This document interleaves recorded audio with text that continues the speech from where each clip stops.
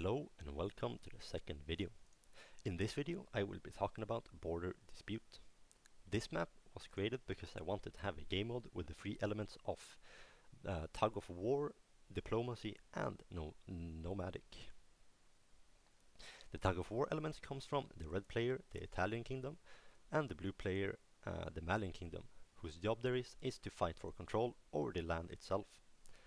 The diplomacy and nomadic elements comes from the four nomadic players, which have the option. These players have the options to either choose to side with the red player or the blue player, and of course, if they wish to, they can also choose to just claim the land for themselves. However, I did not finish this map as I was not happy with the progress that I had made and wasn't really happy with the game mode itself, as it wasn't a game mode that I would want to play. So I stopped it and took the features of this one and transformed it into a different map that I will be talking about later. However, let's continue talking about Border Dispute. Firstly, we can talk about the level designing, in which case it suffers from similar problems that the previous one suffered from, that being the same tree texture, the same ground texture. Sure, there are different biomes in this one, but all of the biomes suffer from this problem.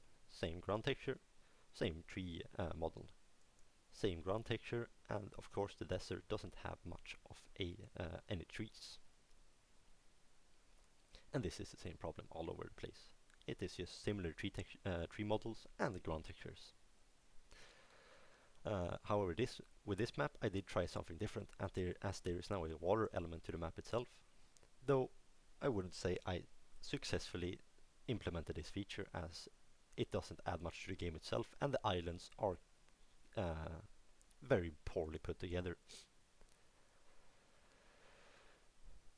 I'm gonna go around and show you some of the level designing I did.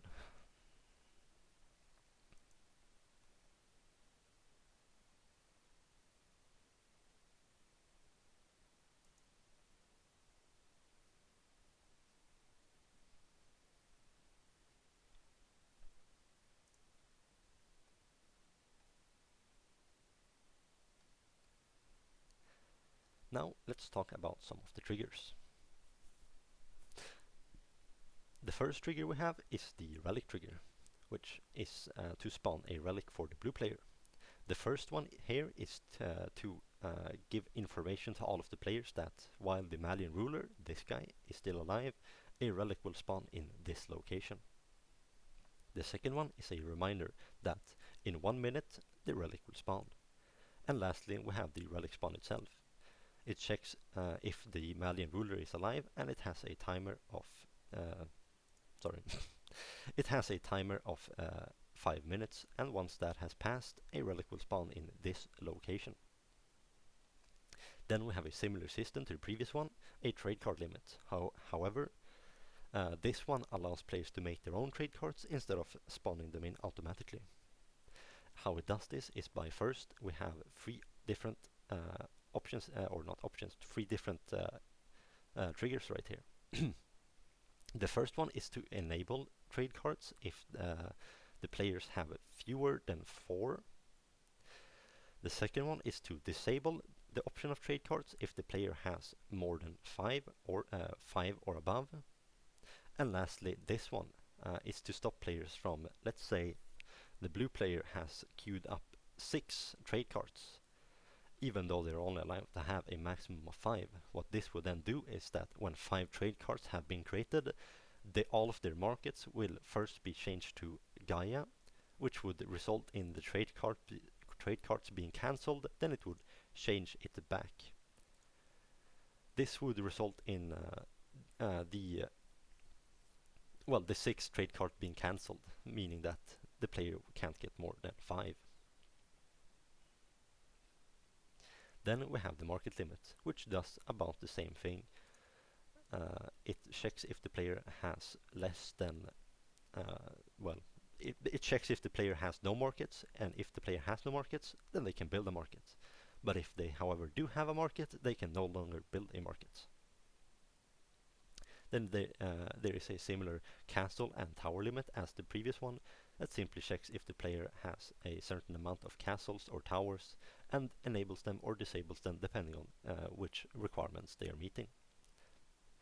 Here we have My Kingdom, as I call it, which stops the Italian kingdom and the Malian kingdom from allying each other. If these players decide to manually ally each other, then this trigger will play, which would automatically declare them enemies with each other again. Then we have the trade cog limit right here, which is just to stop players from having a limited amount of trade cogs, which is the unit that players can use to trade with each other through water, instead of using the trade cards, which is a unit to trade over land. Then we have a feature here to allow players to ally each other, which I think is a unfinished, as I haven't finished the map itself.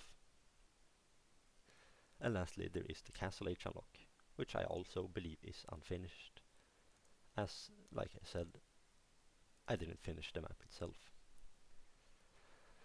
So those are all of the triggers I finished before abandoning this map, and the level designing that I think is worse than the previous one that I had made.